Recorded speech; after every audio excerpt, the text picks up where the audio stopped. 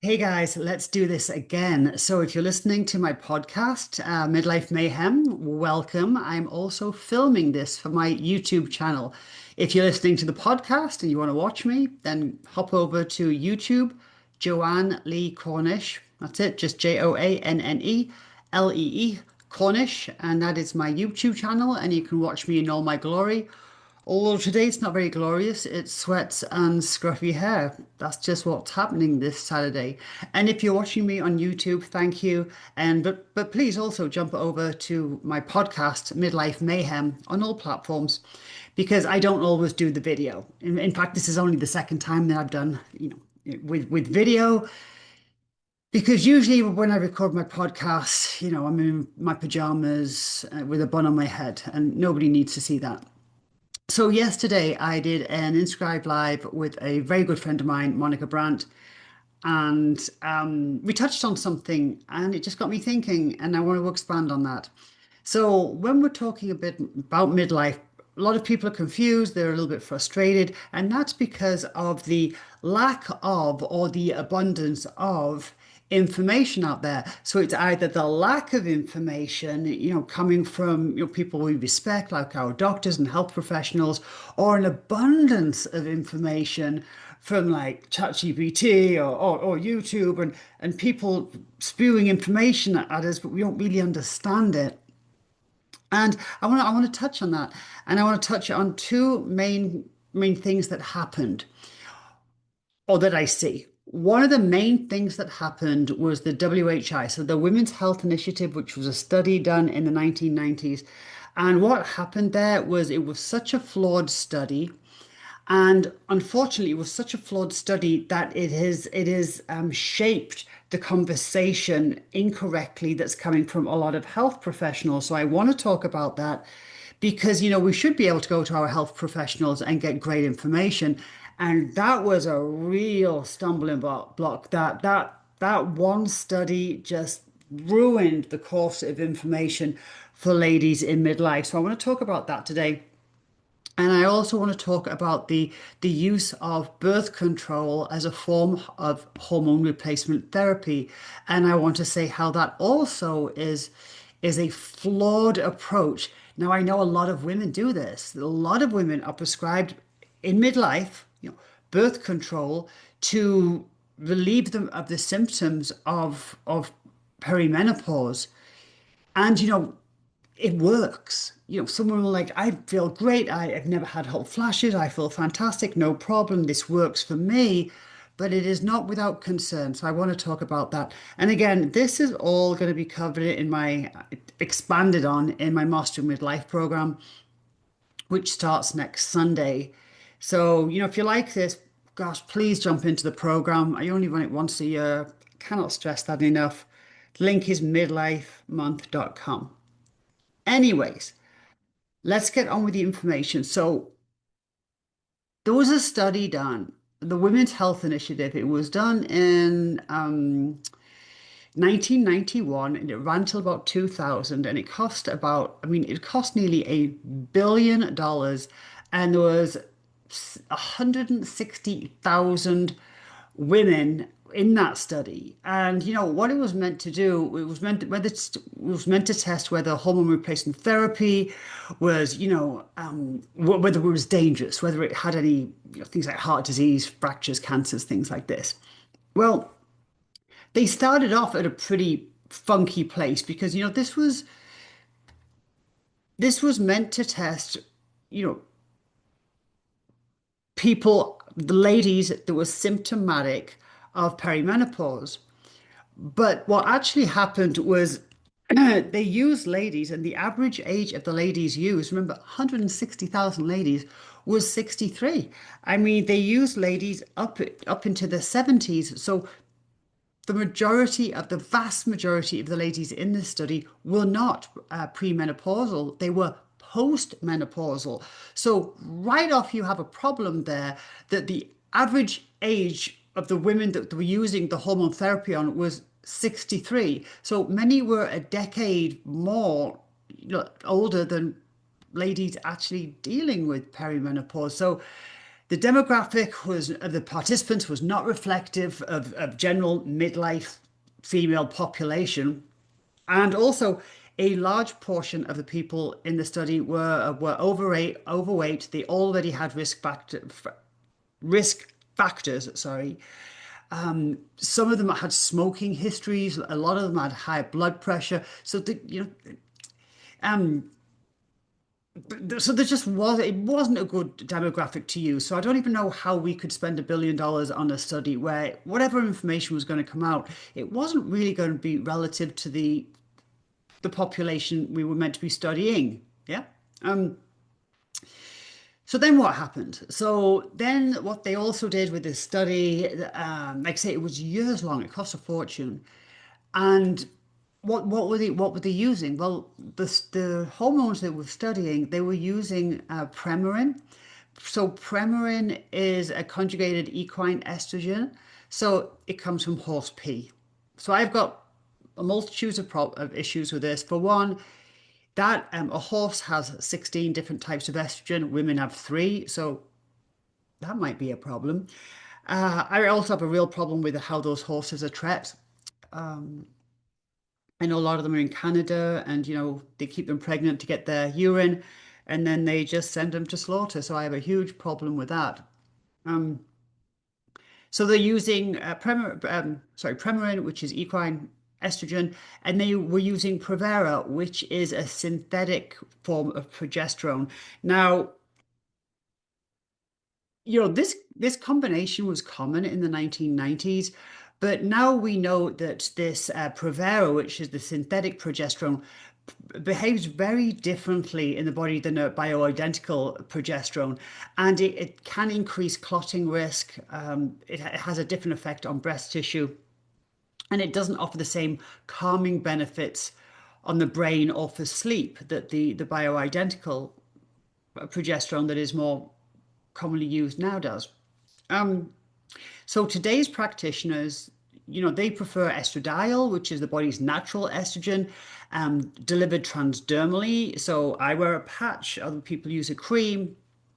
And today it's more paired with micronized progesterone, a much safer, gentle approach. And that this study, the Women's Health Initiative, did not study either of these. So again, to use the information gone from this study isn't even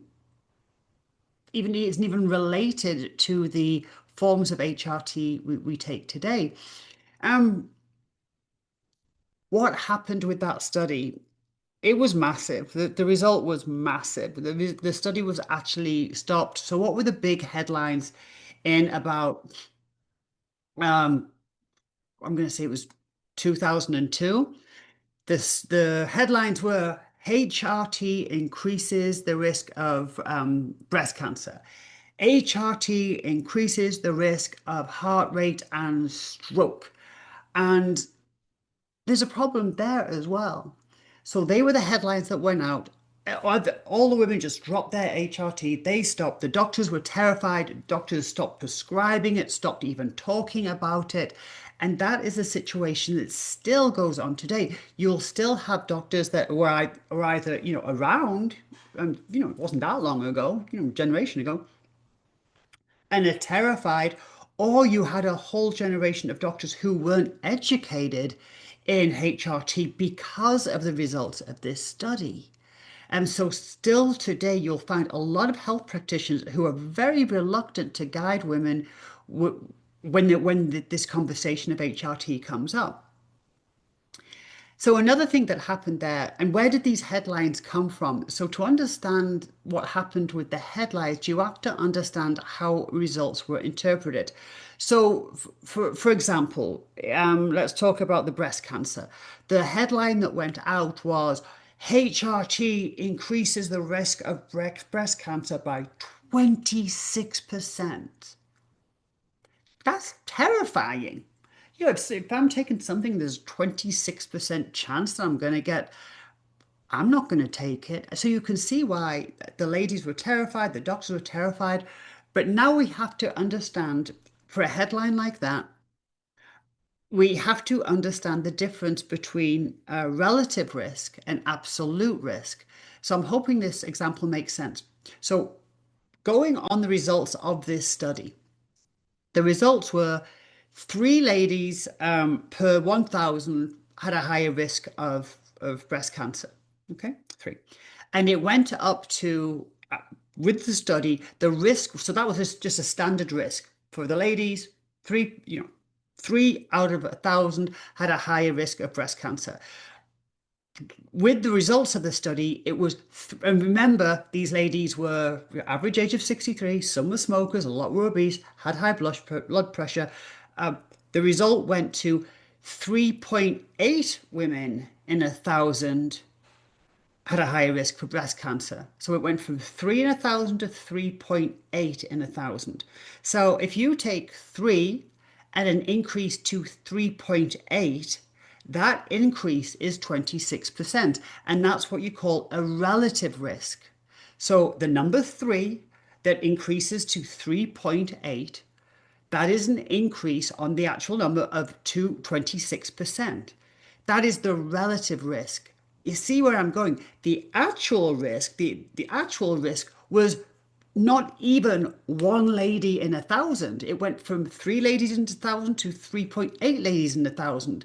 So that's not the same thing at all. So this is where the difference between this is the difference between relative risk and absolute risk. So the absolute risk was 3 ladies in 1,000 to 3.8 ladies in 1,000. The relative risk was 26%. And that's what the media went with. You see how that's very disconcerting and it gives a completely skewed result.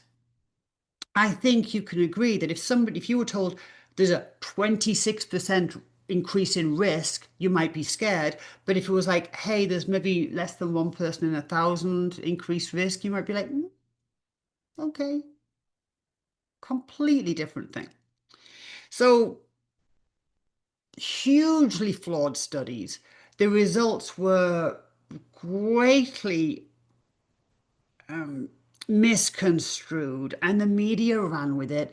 And as soon as the media ran with that, women stopped their HRT, doctors stopped prescribing it, doctors stopped talking about it, and that is still going on today. We have not got past that. So you have the ladies that were not a true demographic. We were studying forms of HRT that are not really widely used, and they're still used, but not widely used anymore. I mean, that synthetic progesterone is still used in birth control. The estrogen, now we use a transdermal. We don't take oral estrogen anymore. It passes through the liver.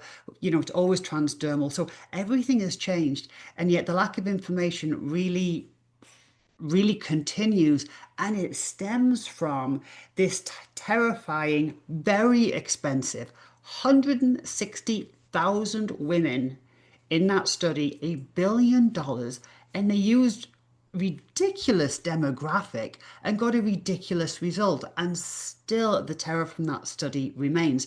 So if you do have a health practitioner that's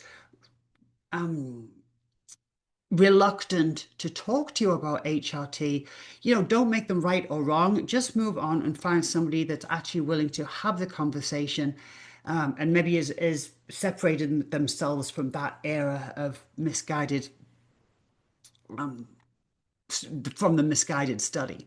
Yeah.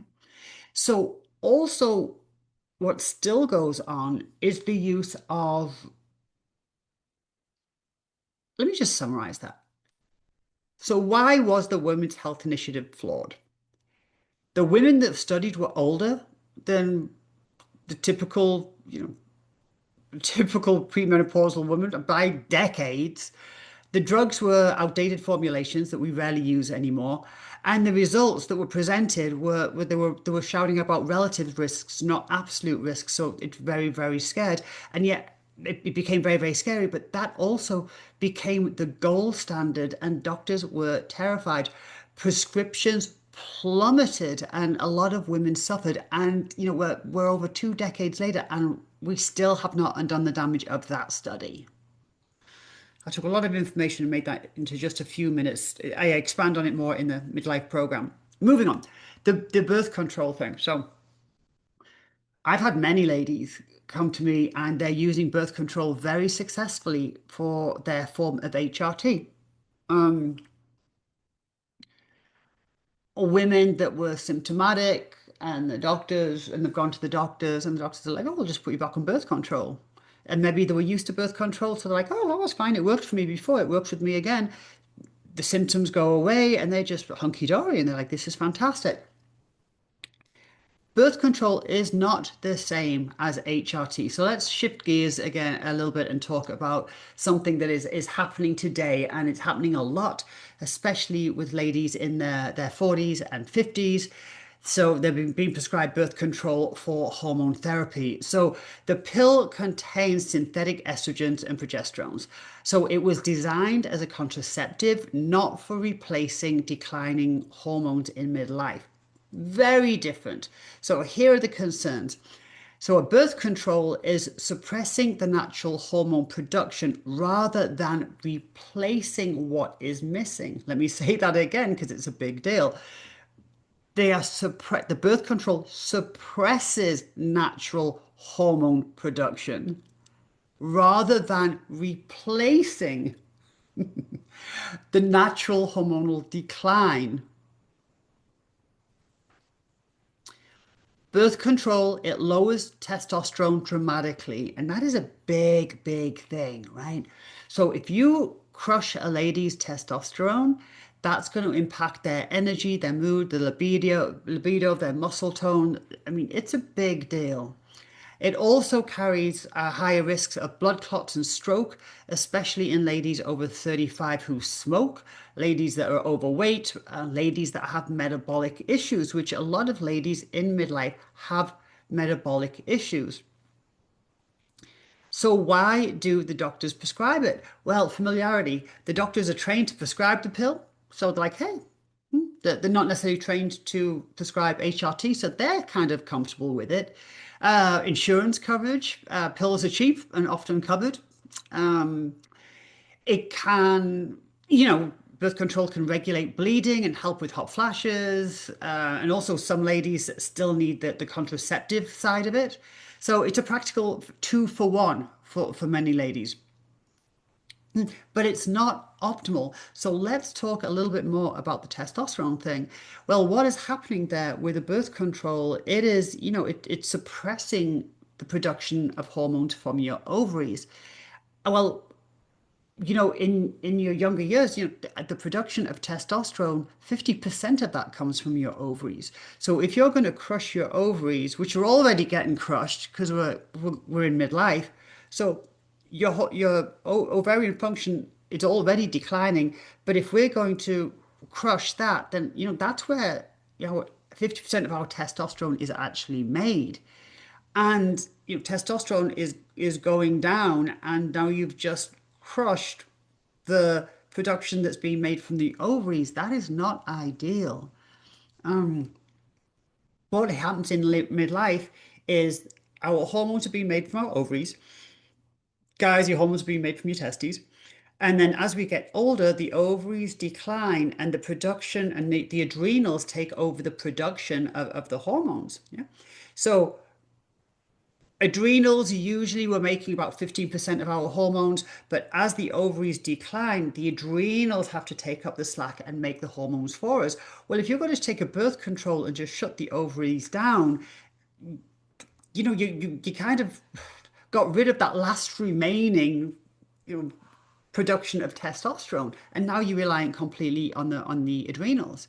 So yeah, it lowers testosterone dramatically. Well, if you're lowering testosterone maybe in a younger lady, I still don't think it's a good idea. But if you're going to lower testosterone in a midlife lady, and a lot of the issues that women deal with in midlife are linked to testosterone: motivation, energy, mood, muscle tone, sex drive, and you're going to crush that? I'm not sure Many women would want that if they understood what birth control did. Also, the higher the risk of blood clots. So this is it's oral, birth control, you're taking a pill, and that has got an increased risk of blood clots, especially if you're over the age of 35. When we're taking bioidentical HRT, the progesterone might be oral, but the estrogen and never is, and the testosterone isn't. And we usually have transdermal creams, gels, and patches. So we know the increased risk of blood clots and stroke by using birth control as a form of HRT. So what does it actually do? So yes, the ladies taking birth control, they might feel they're familiar with it, they're used to doing it, they found the one that works for them, so they continue doing it. And I've heard this over again. I never had a hot flash. Feel fine. I'm doing great. Um, and that's a tough argument to get somebody to switch over. Well, it's working for you from a symptomatic point of view, but your risk of blood clot stroke have greatly increased and your testosterone is being crushed, which, when you first enter perimenopause, you might not think that's a big deal, but I'm telling you, when you get into your early 50s, you realize it's a big deal. When all of a sudden your muscle tone's not the same, that skin's not the same, your sex drive's not the same, you're working real hard, you're not getting the same results. It's a big deal. So again, this is a grey sweatshirt, pretty dirty one at that. It's not a white coat, no medical background. And my goal here is just to give you the information to start an educated conversation with your healthcare professional, and to stress that if they're not willing to have this conversation, if they're reluctant to expand on this conversation into what is used more frequently now, what a lot of people are having success with bioidentical hormones, then I would suggest that we take the conversation elsewhere. And we do that without making our doctors right or wrong. You know, I don't like when the doctors are getting beat up all the time. I don't like that. They studied for a long time, they got themselves in massive debt to be health professionals. But when we're asking them to be specialists, don't expect them to be specialists in everything. If you've got a great doctor and they work great for you for your general health, but this conversation's a little awkward and it feels a little clunky, then keep them and go and talk to a specialist that this is what they do. This is where their experience lies. I do not like it when we just point the finger and say the doctors don't know anything. They don't. Of course they do. But use the right tool for the job. So if your doctor's not the right tool for the job, go work with another doctor that specializes this, that is the right tool for the job. Um, the information out there can be spotty. It can be limited. It can be sporadic. So you get a little bits of information here and a little bit of information here, and you can't actually put it into a understandable, usable, strategic plan. And that just leads to more confusion. I hope this helped. If you are still scared of HRT or the conversation, I'm hoping this helped in knowing that why the information and why the doctors can be so guarded because of this really, really flawed, very expensive study. How that even got passed, I don't know.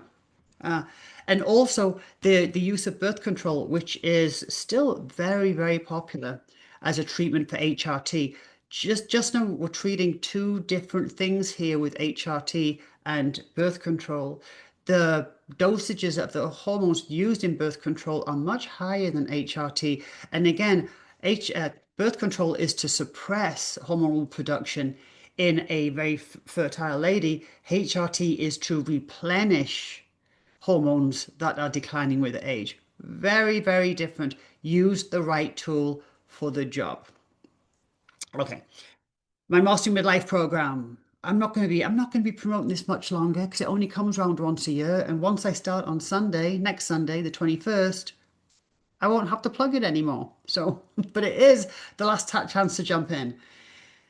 Midlifemonth.com. If you enjoyed this podcast, if you enjoyed watching me in all my glory on YouTube, then I would love for you to come and join the program. My groups are fabulous. They're not huge. You won't be one person out of 1,000 on the screen. We will get to know each other. I will know you by name. I will be contacting you. We will be talking. You will be supported. You will be inspired. And you'll at last have a strategy to deal with midlife and beyond. And it's not just a chick program. The guys are in there too, because you guys have your own journey. Midlife mayhem is not just the mayhem for ladies, it's the guys as well. And you guys go through andropause. And you have the same increased health risks. Hormonally, it's a different journey, but it's still a challenging one. And you guys are really overlooked. I've had many couples actually do my Mastering Midlife program. And one couple, the guy actually contacted me later and he said, Joanne, I was dragged into this program. My wife dragged me in. Didn't really want to come in, did it for her. But that program did more for our marriage than 2 years of therapy. That's what he told me. So, what I get from that, huge compliment. But what I get from that and what I know about that is what happens there is the journey that the lady's going through is happening to her from like her mid 40s. By that time she gets getting into her 50s, she's kind of got through the massive symptoms, but still the challenges of body composition and health and energy and things like that. But she's got over the main crazy period of perimenopause. So she's just got through it. Her husband, or partner, or brother, or friend, or co-worker has been watching this chaos unfold with the person that they care for. They can't really help. They're probably the whipping post to a large extent. They don't really understand what's going on. Then just as the lady's kind of finding her feet again, the guy starts going into andropause. So andropause for men starts creeping up in their 50s. And it's steady and it's subtle, and we blame age for it, and it's often ignored. But what's also happening is the guy is starting to have a tough time. But the lady's just got through her tough time, and she's like, "Oh, speak to the hand. I just haven't even got time for this. I'm at last. I'm feeling a little bit better." But her partner, husband, brother, co-worker, friend is starting to struggle. So the timing between the men and women is difficult. If we can at least all understand what the other is going through, truly understand what they're going through. I don't just mean, oh, poor you. I mean, like hormonally, what is happening? What changes are occurring? Then with that comes understanding, right? And with understanding comes patience and compassion and, just being able to support each other. So, long way of saying my programs are not just chick programs, they're for the guys as well. All right. All right, that is it for now. It is September the 13th. The program starts on the 21st on a Sunday, midlifemonth.com. But other than that, I will continue with this, I hope, fascinating information. And I hope that helped you to understand the history of HRT and why it got so crazy scary for the ladies, but also the very common use of birth control as a method of HRT, how that too is very, very flawed and honestly quite concerning.